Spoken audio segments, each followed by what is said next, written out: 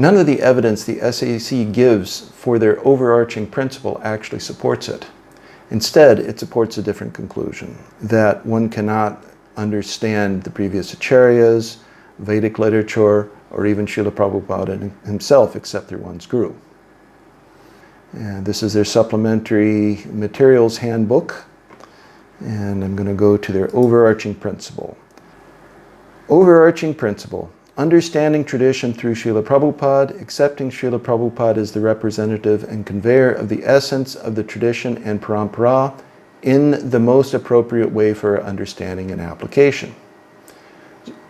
So here's the evidence. First they quote from the Chandogya Upanishad, acaryavan puruso vedah. One who approaches a bona fide spiritual master can understand everything about spiritual realization. Now it just says spiritual master, it doesn't say Srila Prabhupada.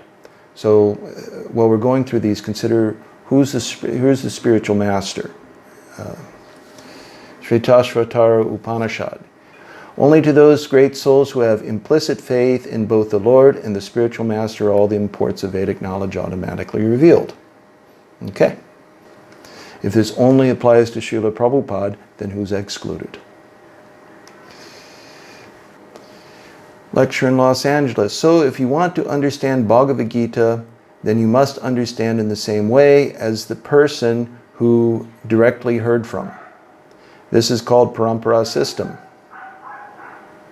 Suppose I have heard something from my spiritual master, so I speak to you the same thing.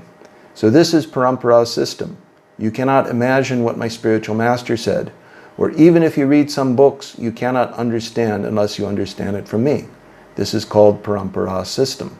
You cannot jump over to the superior guru.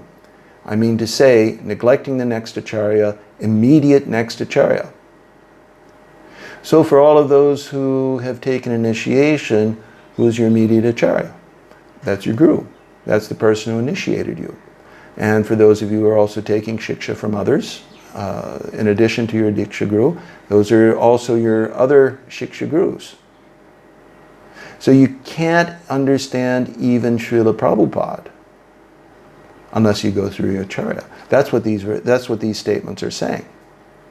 Now, if they're not saying that, then these other persons that you take initiation from, you get shiksha from, and so forth, are they actually guru? Not if you narrow these statements down to Srila Prabhupada. So what this is saying here is that if you want to understand Vedic literature, previous acharyas, and even Srila Prabhupada himself, you have to go through your immediate acharya. That's the person who initiated you, and for those initiated, that also includes other shiksha gurus as well. You have to understand through them.